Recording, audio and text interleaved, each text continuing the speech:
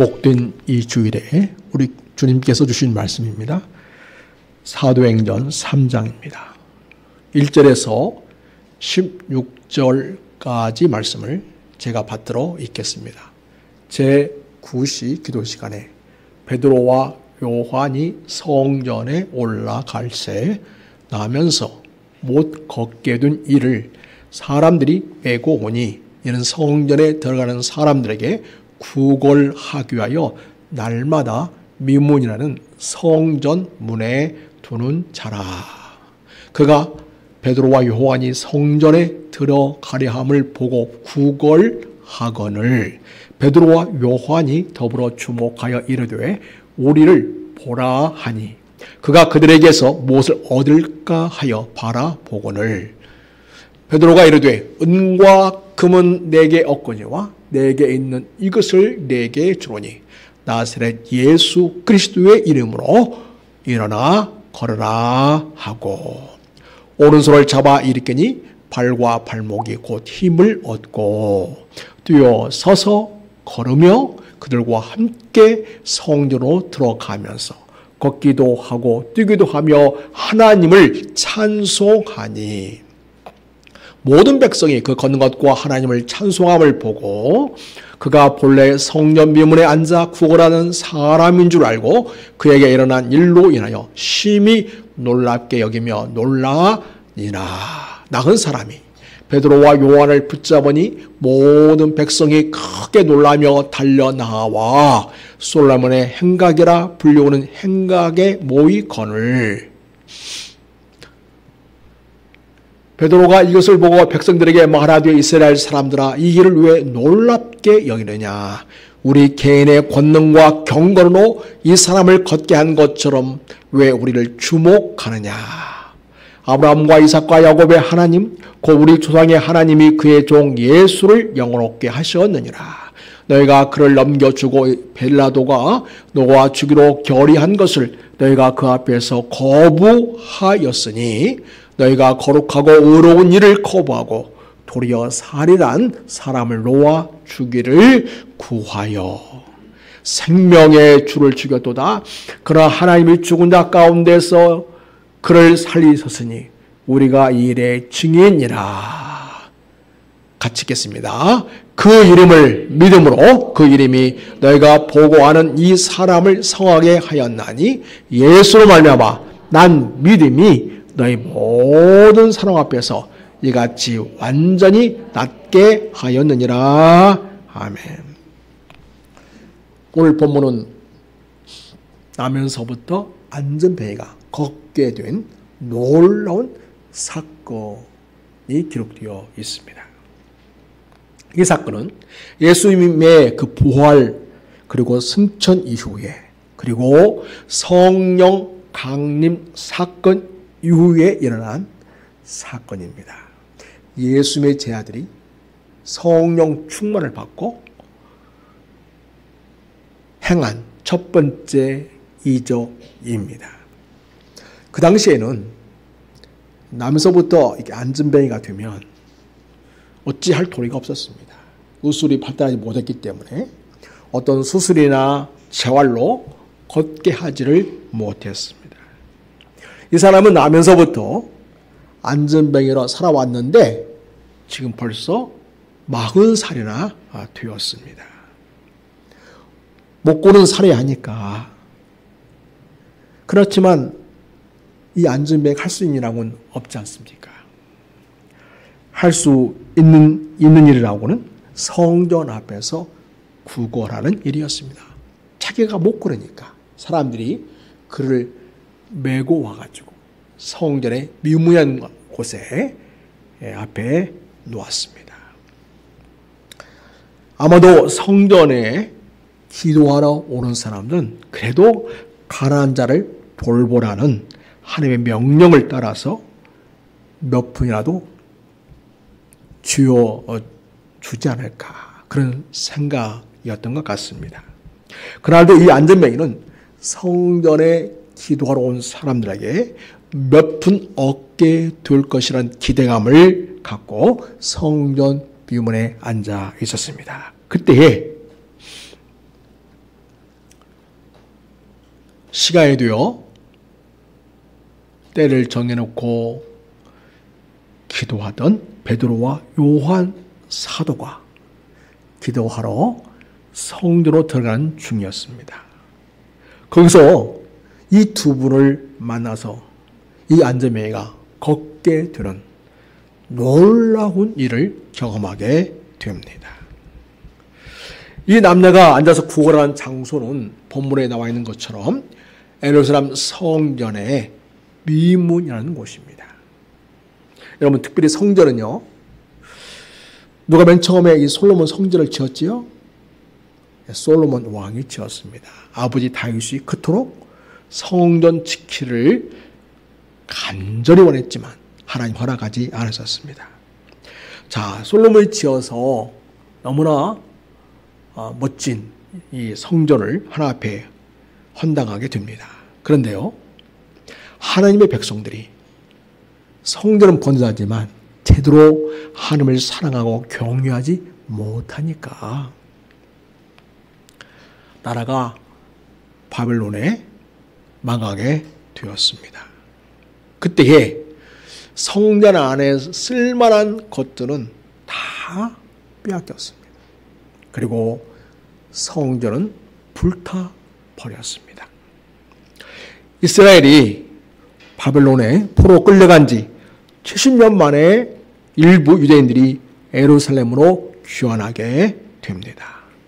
맨 처음에는 성전을 바로 다시 재건해야지 이런 마음이 있었지만은 이런저런 일들을 핑계로 늦추다 보니 한참 지난 시간이어서야 성전 하나를 지켜야 되는데 그때는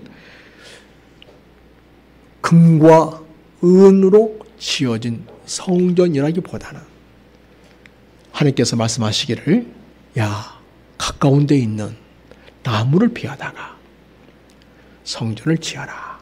그래서 그들이 보기에도 초라했던지 솔로몬의 그 성전의 영광을 보았던 유대인들은 눈물을 훔치기도 했습니다. 그 이후에 이스라엘은 계속되는 강대국의 지배를 받아왔기 때문에 성전은 재기능을 하지 못했고요. 심지어는 이방 신들에게 제사하는 곳으로도 그게 쓰이기도 했었습니다.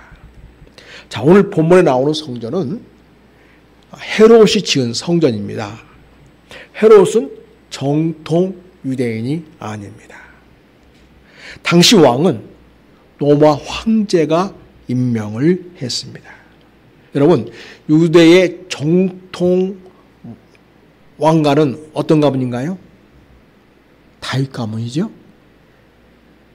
그러나 헤롯은 이둠의 출신이었습니다. 그러니까 에서의 후손인 것이죠.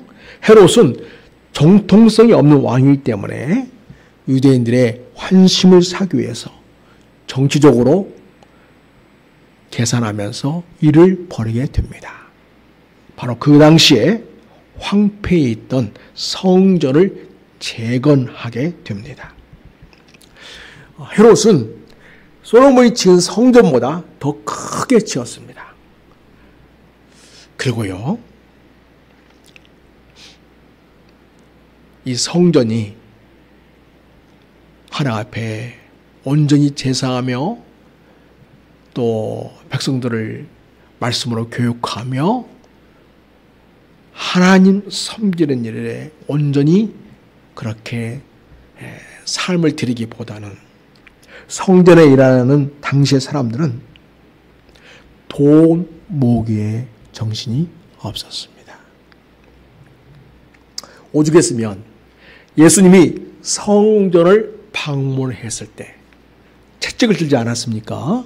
그리고 거기에 있던 모든 가축들과 짐승들과 그리고 사람들을 다 내쫓았습니다.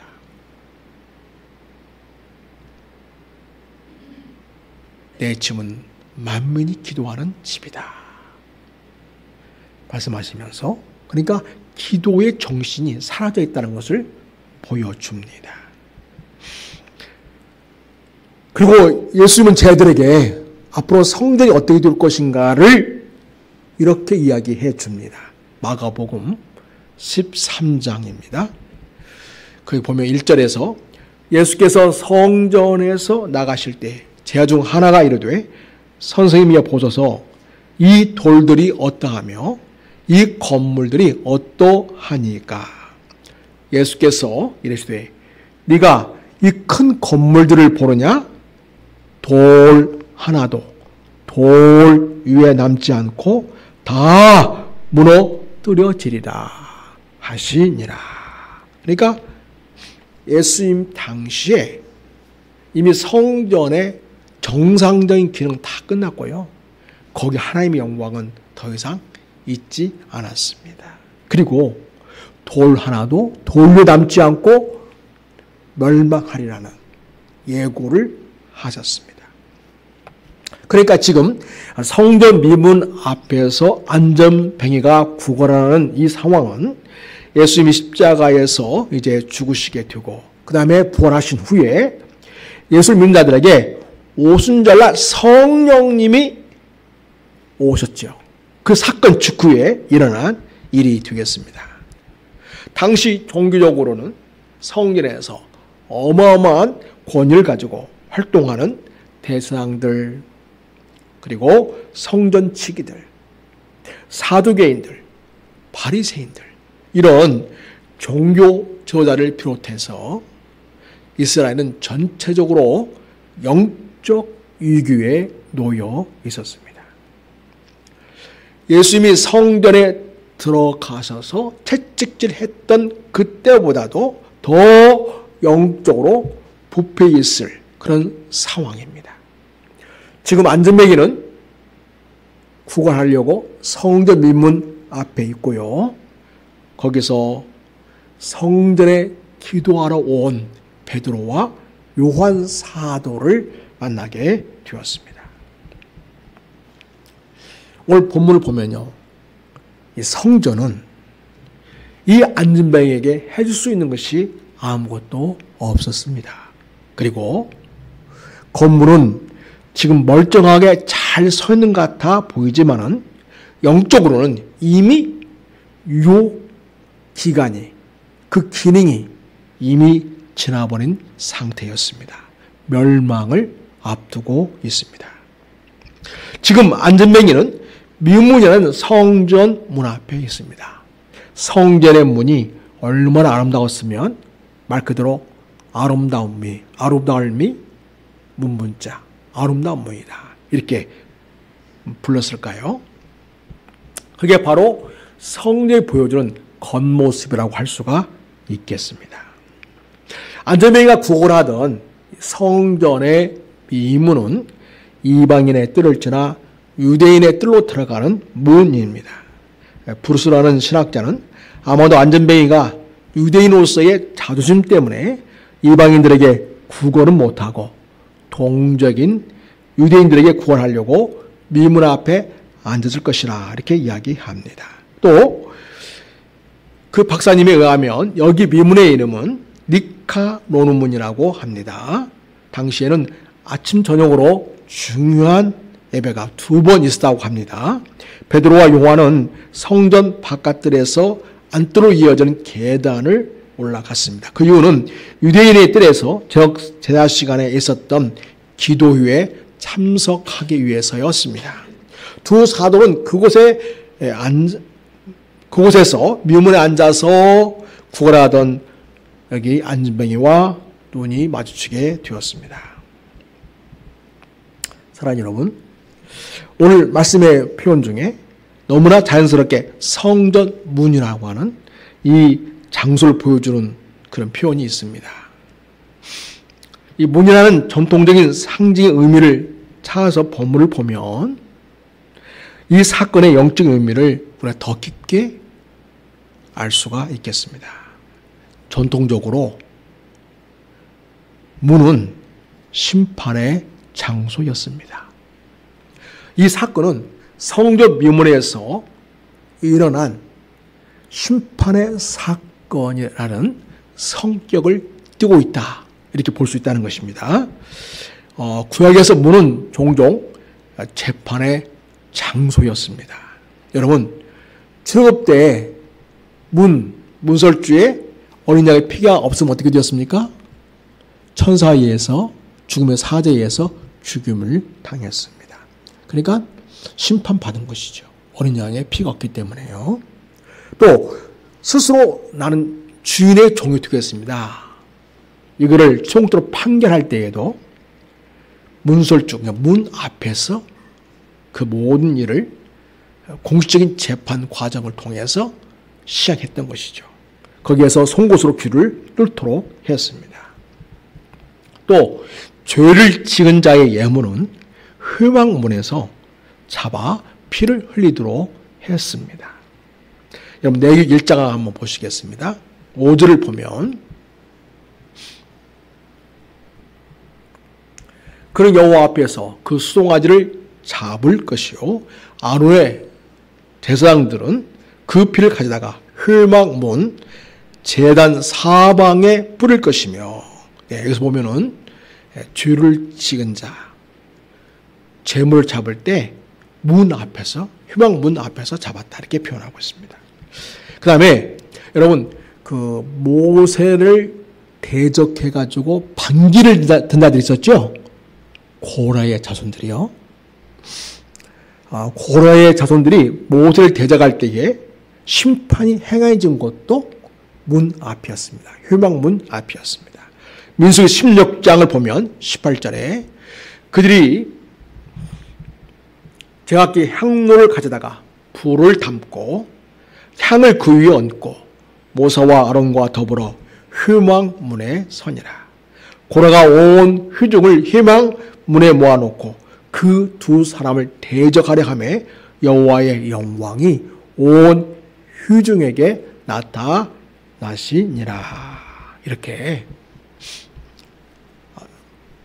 회막문, 성전문, 성문은요, 재판의 장소, 심판의 장소였습니다.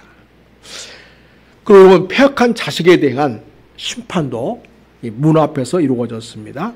신명기 21장을 보면 18절에 사람에게 완악하고 폐역한 아들이 있어서 그가 아버지의 말이나 어머니의 말을 순종하지 아니하고 부모가 징계하여도 순종하지 아니하거든. 그의 부모가 그를 끌고 성문에 이르러 그 성읍 장로들에게 나아가서 그 성읍 장로들에게 말하기를 우리의 이 자식은 완악하고 폐역하여 우리 말을 듣지 아니하고 방탕하며 술에 잠긴 자라 하면 그 성읍의 모든 사람들이 그를 돌로 쳐 죽일지니 이같이 네가 너희 중에서 악을 제하라. 그래야면 온 이스라엘이 듣고 두려워하리라. 이렇게 여러분, 심판은 문 앞에서 이루어지는 곳입니다. 여러분, 그 나오미의 아주 신실한 며느리가 있죠? 룻이 이제 보아스를 만나가지고 보아스가 룻을 아내로 삼고자 성문에서 거기 있는 장로들과 함께 일을 진행하게 되는데 바로 성문 앞에서 그 일을 진행한 것을 보게 됩니다. 여기서 4장 1절에 오면 보아스가 성문에 올라가서 거기 앉아 있더니 마침 보아스가 말하는 기업 물을 자가 지나가는지라. 보아스가 그에게 이르되 아무개여 이리 와서 앉으라 하니 그가 와서 앉으매 보아스가 그 성읍 장로 10명을 청하여 이르되 당신들은 여기 앉으라 하니 그들이 앉으매 보아스가 그 기업 물을 자에게 이르되 모압 지방에서 돌아온 나오미가 우리 형제 엘리멜렉의 소유지를 팔려 함으로 내가 여기 앉은 이들과 내 백성의 장로들 앞에서 그것을 사라고 네게 말하여 알게 하려 하였노라. 이렇게 룻을 공식적인 절차를 통해서 보아스가 아내로 맞이할 때에 그 보아스보다 먼저 우선권 있는 사람이 있었어요. 여기 아무개라는 사람. 근데 그 사람이 나는 재산에 손해가 있을 것 같으니 나는 기업을 무르지 않겠소 이렇게 말하죠. 그래서 나중에 보아스가 그럼 내가 무르겠소 해가지고 결국 이 룻을 아내로 취할 수 있는 정당한 권리를 취득하게 됩니다. 이 일도 역시 성문 앞에서 이루어지게 된 것입니다. 또 여러분 처녀밤을 지낸 처녀 딸에 대한 판결도 성문에서 장로들에 의해서 이루어졌습니다. 신명기 20장을 보면 누구든지 아내를 맞아요. 그에게 들어간 후에 그를 미워하여 비방건을 만들어 그에게 누명을 씌워 이르되 내가 이 여자를 맞이하였더니 그와 동침할 때에 그가 처녀임을 알지 못하노라 하면 그 처녀의 부모가 그 처녀의 처녀인 표를 얻어가지고 그 성문 장로들에 가서 그래서 그 성문은요 그렇게 결국 중요한 것을 결정하고 판결하고 심판하는 그런 장소였습니다. 오늘 성전에서 일어난 안즈매에 일어난 이 사건은 바로 미문이라는 문 앞에서 이루어진 사건입니다. 이렇게 성경은 재판의 장소를 보여줍니다. 예루살렘 성전 미문에서 이루어진 이 안전뱅이를 일으킨 이 사건이 어떻게 심판의 의미를 가지게 되는 것일까요? 베드로와 요한의 치유 사건이 어떻게 심판과 관련이 있는 것일까요? 여러분, 예수님이 이 지상에 계실 때에 말씀하신 성전이 무너지게 될 것이라는 그 말씀, 돌 위에 돌 하나 남지 않고 무너지라고 하는 것은 성전에 대한 심판 예고였습니다. 그래서 더 이상 성전으로서의 기능은 하지 못하고 이 성전에 하나님의 영광은 떠났다는 것을 주님이 공식적으로 이야기한 것이죠. 그리고 건물로서의 옛 성전의 기능은 이제 소멸되어 가고 있다는 것을 알려주고 있습니다. 여러분, 이 성전은 겉보기엔 매우 아름답지만 그 미문이라는 아름다운 문 앞에 있지만은 이 안진뱅이에게 아무것도 줄 수 있는 것이 없었습니다. 40여 년이나 나면서부터 안진뱅이로 살아온 이 사람에게 성전은 그 사람을 치유하거나 회복하는 그 어떤 기능을 행하지 못했습니다. 그 사람을 걷게 한 것은 무엇이었습니까? 예수 그리스도의 이름이었습니다. 여러분 6절 같이 읽죠. 6절 말씀 같이 읽겠습니다. 자, 시작. 베드로가 이르되 은과 금은 내게 없거니와 내게 있는 것을 내게 주노니 나사렛 예수 그리스도의 이름으로 일어나 걸어라 하고. 그래서 여러분, 성전은 더 이상 이 안진뱅이에게 어떤 치유나 회복이나 온전한 인간의 회복을 줄 수 없었습니다. 예수님의 제자인 베드로와 요한이 이 안진뱅이를 만나서 나는 내게 있는 것을 너에게 준다 하면서 나사렛 예수 그리스도의 이름을 줍니다. 그 이름의 권세로 이 안진뱅이는 일어나 걸을 수 있게 되었던 것이죠. 그래서 하나님은 이 안진뱅이에게 그의 자유와 진정한 회복을 성전의 어떤 기능을 통해서 준 것이 아니었고요. 베드로와 요한의 예수 이름으로 선포하는 그 능력으로 일어나 걷게 하는 역사가 이루어졌습니다. 그래서 여러분, 이 성전 미문 앞에서 지금 베드로와 요한이 이 안진뱅이를 일으킨 사건은요, 이 안진뱅이는 너무나 놀라운 치유와 회복의 사건이고 예수를 만나 구원받게 되는 사건이 되기도 합니다. 그런데 역으로 성전은 그 무엇도 이 사람에게 줄 수가 없습니다. 그래서 이 성전은 이미 심판받았다는 것을 보여주고 있는 것이죠. 그리고 이제는 무엇이 진정한 성전의 기능을 통해서 이 안전벨을 낫게 했습니까? 예수 그리스도. 그렇습니다. 그래서 예수님이 이제는 역사하시는 진정한 성전이고 새로운 성전이라는 것을 알려주고 계신 것이고, 하나님의 영광이 떠나버렸고, 그리고 하나님이 더 이상 역사하지 않는 이 성전의 그 어떤 것도 인생의 진정한 치유와 회복을 주지 못한다는 것을 보여주고 있습니다. 그런 의미에서 오늘 이 미문에서 행해진 치유의 사건은요, 예루살렘 성전에 대한 심판 사건이라고도 볼 수가 있겠습니다. 그리고 진정한 성전은 누구이시다? 예수 그리스도이시다를 보여줍니다.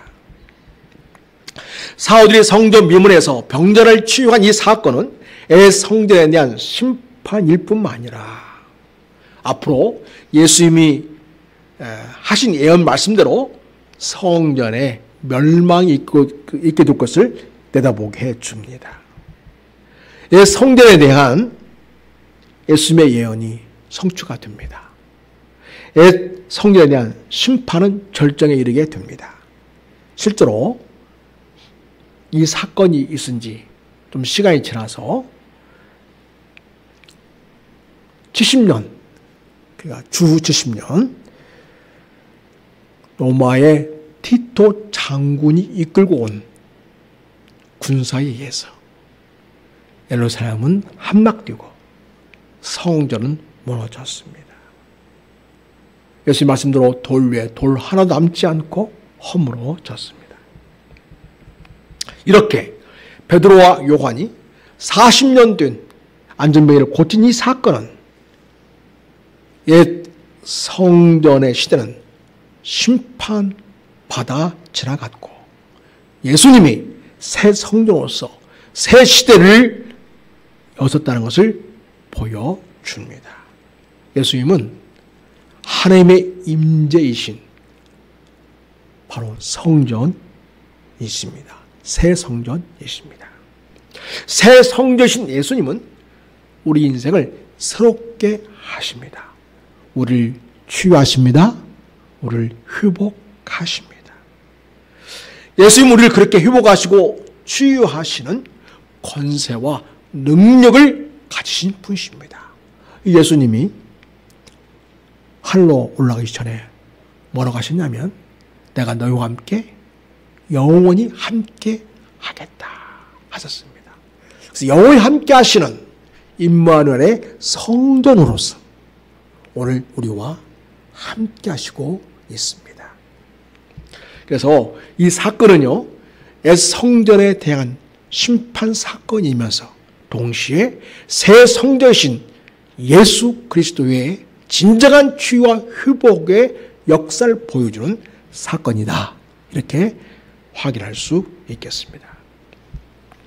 성전 미문에서 사도들이 안전뱅이를 낫게 한 이 사건은 새 언약의 교회가 시작되었다는 것을 알려주는 사건이 되겠습니다. 한 푼 주세요. 구걸하는 안전뱅이에게 베드로와 요한은 자기들 주목하라고 하죠. 그리고 이렇게 말합니다.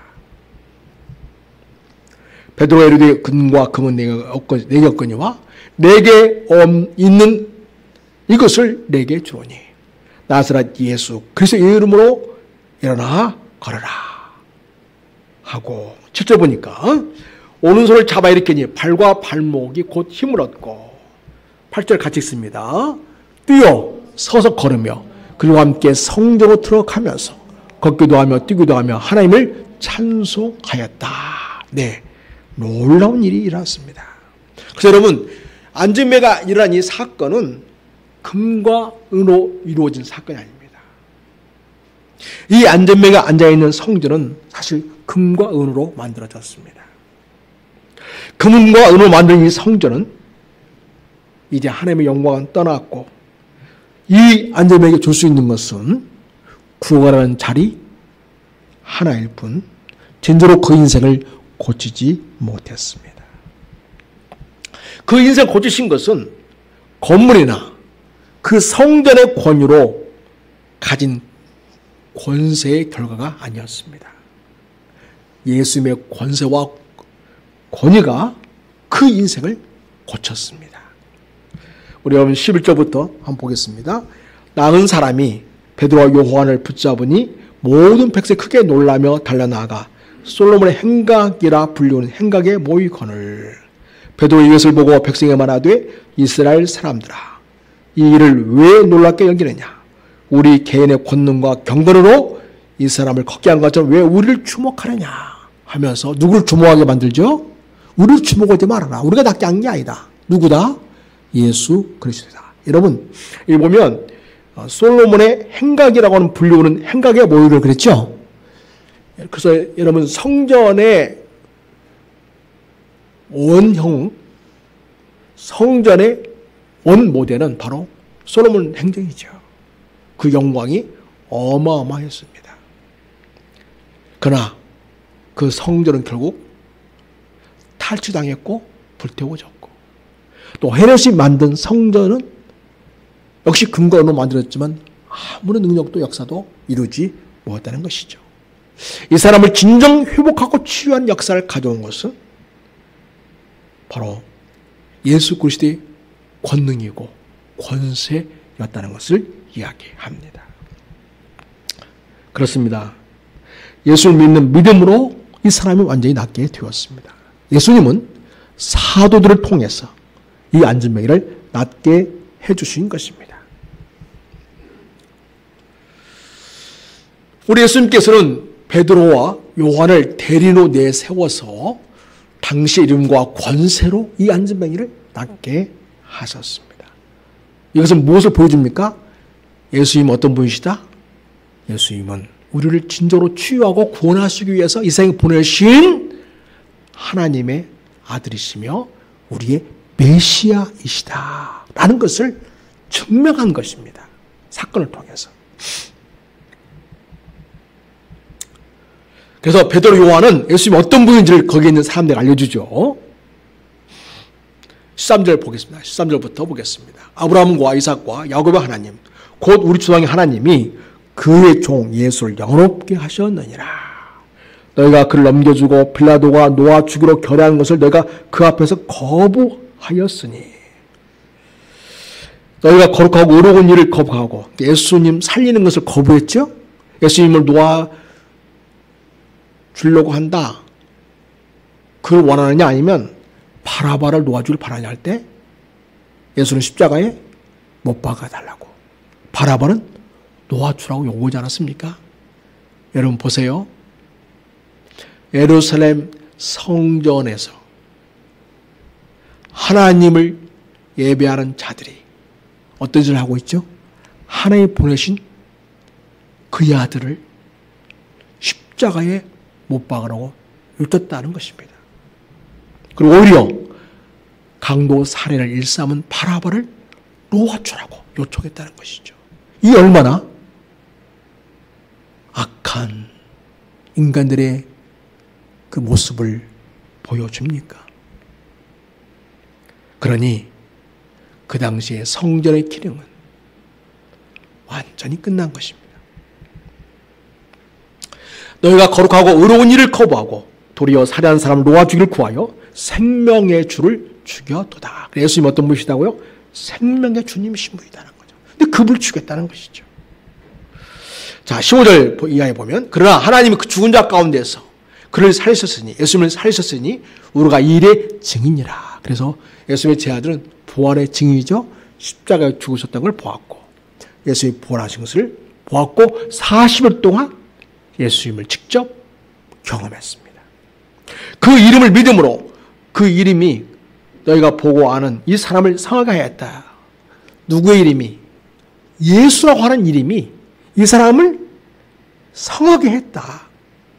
예수로 말미암아 난 믿음이 너희 모든 사람 앞에서 이같이 완전히 낫게 하였느니라. 그래서 예수님의 대리인으로 세우신 베드로와 요한이 예수님의 이름의 권세와 능력을 믿고 그 믿음으로 예수 그리스도로 명하노니 일어나 걸어라 하고 손을 잡아 일으켰을 때 예수께서 그 앉은 배에게 발과 발목에 힘을 주셨고 일어나 걸을 수 있도록 하셨다는 것입니다. 그러니까 예수는 죽음으로 끝난 예수가 아니고 지금 현재 살아서 역사는 예수이고 진정한 회복과 치유의 기능을 해야 할 성전의 역할을 감당하시는 우리 예수님이시다라는 것을 확증하는 일이 되겠습니다. 자, 여러분 이렇게 예수를 만난 인생들은요. 진정한 성전이신 예수님을 통해서 온전한 치유와 회복을 이루어지게 됩니다. 여러분 성전의 가장 큰 기능은 무엇입니까? 제사함으로써 죄사함 받는 것이죠. 그 자유함을 얻는 거예요. 생명 얻는 것이죠. 건물로서의 옛 성전은 더 이상 진정 인생을 죄로부터 자유하거나 자유하게 하거나 인생을 회복하게 하거나 치유하지 못하고요. 예수 그리스도만이 진정한 우리의 새 성전으로서의 우리를 온전히 치유하고 회복하시는 분, 그리고 그 예수님은 예수로부터 죄사함 받고 치유받은 인생들을 구성원하는 새로운 새 시대의 하나님의 사람들, 새 언약의 사람들로 구성되어진 공동체를 이루게 되는데 바로 그것이 무엇이에요? 교회. 새로운 교회 시대를 알리는 것이죠. 그래서 교회 중심의 새 언약 시대가 시작되었다는 것을 알리는 사건이 되었습니다. 일찍이 성전은 금과 은으로 지어졌습니다. 여러분, 모세가 맨 처음에 성막을 지을 때 무엇으로 지었죠? 금과 은으로 지었습니다. 금과 은은 어떻게 있게 되었죠? 이스라엘 백성들이 애굽에 나올 때에 제발 좀 빨리 좀 가주세요. 부탁하면서 애굽 사람들이 주었던 금과 은이었죠. 그거 가지고 성막을 짓게 되었었죠. 근데 여러분, 성막 짓기 전에 그 금과 은으로 끔찍한 일을 벌여졌죠. 모세가 산에 올라가서 보이지 않으니까 무슨 일을 했습니까? 금송아지를 만들었어요. 그리고 무엇이라고 얘기했습니까? 이 금송아지가 우리를 애굽에서 인도해낸 신이다. 세상이 어쩜 그럴 수가 있습니까? 좀 눈에 안 보인다고 말이죠. 하나님을 부정하는 거예요. 눈에 보이는 신, 금송아지를 예배하는 어처구니 없는 일을 벌입니다. 여러분, 이러한 이 구약시대에 이 백성들은 마치 성전의 기능이 다 끝나버렸고 멸망할 수밖에 없는, 무너질 수밖에 없는 성전인과 마찬가지로 그렇게 인간들은 쉽게 무너지고 부패해버린 것을 보게 됩니다. 그래서 여러분, 인간의 그 어떤 가진 그 무엇으로도 우리는 진정한 자유와 회복과 치유를 만날 수 없습니다. 오직 예수를 믿는 믿음을 통해서만 그런 역사를 가져올 수 있습니다. 사랑하는 여러분, 우리는 예수 그리스도의 이름과 권세가 우리 가운데에서 역사하시게끔 예수님을 우리의 진정한 주 되심과 구원자의 심을 믿고 순전한 믿음을 지켜가야 하겠습니다. 이제는 예수 그리스도 오신 성령을 통해서 지어진 새 언약 교회의 구성원으로 저와 여러분을 예수님은 구원해 주셨습니다. 그래서 성령을 통하여 새로운 시대에 새로운 하나님 나라의 구성원으로 하나님께서는 우리를 불러주신 것이었습니다. 그런데 여러분, 과거의 하나님의 백성은 어떤 민족만이 하나님의 백성이 될 수 있었습니까? 과거에. 예수 오기 전까지는 유대 민족들만. 나머지는 다 이방으로 치부하고 상대하지 않았죠? 이게 유대인들이었습니다. 그런데 여러분, 이제 어떻게 되었습니까? 예수님이 우리 위하여 십자가에 죽으시고 우리를 죄에서 구원하신 사건을 이루신 이후로 성령님 오셨어요. 사랑하는 여러분, 오순절날 사도행전 2장에서 성령의 사건은요,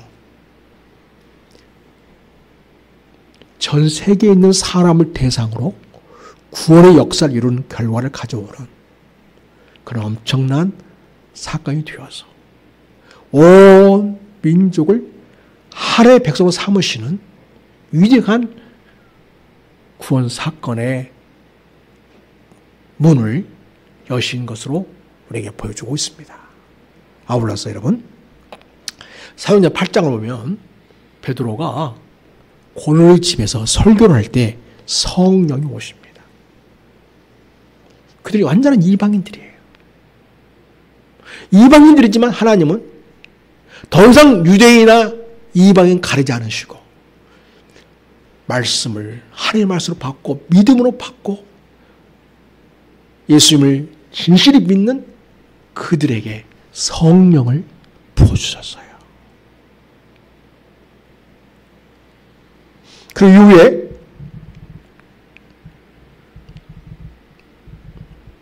사도행전 19장을 보면 에베소에서 12사람 정도 되는 제자들을 만나게 됩니다. 내가 성령의 세를 받은 적이 있느냐 했더니 그들은 물로 세를 받았을 뿐 성령 세에 대해서는 전혀 알지를 못했습니다. 예수님이 우리의 주 되심과 구원주 되심에 대해 전혀 알지 못했어요. 그래서 바울이 복음을 전하고 그들에게 안수할 때에 성령이 그들에게 임했어요. 에베소라는 요즘의 터키, 튀르키예 지역에서 말입니다. 이방인들에게 성령이 임했고 이제는 더 이상 유대민족이니 이방민족이니 따로 구별해가지고 어떤 민족은 구원받고 어떤 민족은 구원받지 못하고 어떤 민족은 하나님의 백성이 되고 어떤 민족은 하나님의 백성이 되지 못하고 이런 시대는 지나갔다는 거죠. 그래서 이제는 새로운 성전 시대, 새 언약의 시대에는 예수 그리스도를 주로 믿고 성령 받은 모든 이 지상에 있는 민족과 열방과 혈통과 그런 거에 전혀 관계없이 예수 그를 주로 믿는 모든 자들을 하나님 당신의 백성 삼으시고 그들 통하여 이 땅 하나님 나라 이루시는 새 언약의 시대를 열어가시고 있습니다. 저와 여러분은 바로 그러한 은총의 시대 속에서 살아가고 있고 그렇게 부름받아서 우리는 교회 공동체를 이루면서 새 언약을 이루는 주님의 몸된 교회를 우리는 함께 이루어가고 있습니다. 하나님은 성령 충만하여 하나님의 백성된 자들과 함께 하나님의 귀하고 복된 일을 이루어 가십니다. 여러분 모두가 하나님의 아름답고 복스러운 역사에 쓰임받는 아름다운 인생들입니다. 바로 우리 예수님께 여러분을 부르셨고 구원하셨고 성령으로 기름 부으셔서 이제 진정 예수님 나의 주, 나의 하나님이라고 고백하면서 하나님의 언약 백성이 되었고 이제는 새 시대를 예수 그리스도 이름으로 열어가는 하나님의 나라의 역사를 이루는 그런 하나님의 자녀들로 세워졌습니다. 이렇게 하나님의 자녀가 되게 하신 놀라운 우리 하나님의 은혜에 감사하면서 새 언약의 시대에 우리를 예수 그리스도의 제자로 부르신 우리 주님께 감사하면서 주님에 대한 신실한 믿음을 가지고 이 세상 속에서 하나님의 나라 역사 이루어가고 새 언약 시대에 하나님 백성을 세워가는 그런 아름답고 복된 일에 여러분이 그렇게 쓰임받는 인생으로 귀하게 쓰임받으시기를 예수 이름으로 축복합니다. 기도하겠습니다. 나면서부터 안진뱅이로 살았던 한 남자의 인생, 참으로 굽곡지고 구겨지고 움직일 수 없고 구걸해야만 하는 인생이었습니다. 그가 나이 40여 세가 뛰었지만 참으로 남의 신세를 지고 겨우 자기 생계를 꾸리는 그러한 상황이었습니다. 옛 성전은 그에게 아무것도 줄 수 없었고 예수 이름의 권세와 능력은 그에게 새로운 인생을 열어주셨습니다. 우리 예수님의 대제자인 베드로가 요한을 통하여 나사렛 예수 그리스도 이름의 권세로 걷게 되었고 하나님을 찬송하는 인생이 되었습니다. 하나님 아버지, 지난 건물 중심과 혈통 중심의 옛 언약 시대는 갔고 이제 예수 그리스도를 믿는 모든 자에게 성령을 부어주시고 그를 통해서 새로운 세상을 열어가시는 새 언약의 시대에 저희를 불러주신 것 감사를 드립니다. 이렇게 좋으신 은혜 주신 것 감사하고 이렇게 복된 인생으로 우리를 세워주신 것 감사드립니다. 이 놀라운 조 베푸신 주님께 감사하면서 오늘도 예수님의 제자로 예수님의 대리인으로 이상에 참으로 구원 역사를 이루며 하는 날 이루며 새로운 언약 백성을 세운 일에 쓰임받는 우리 모두가 되게 해주옵시고 우리 큰사랑교회가 이런 아름다운 일에 복되게 쓰임받게 하시고 한국교회가 귀하게 쓰임받는 한국교회가 되도록 축복하여 주시옵소서. 감사하고 그 예수 이름의 권세와 능력으로 우리를 새롭게 하시고 회복하시고 하나님의 백성으로 살게 하시고 하나님 날 이루어 가시는 우리 예수님께 참으로 감사하면서 모든 말씀을 우리 하나님 아버지께 예수님의 이름으로 기도드립니다. 아멘. 우리 찬송합니다. 208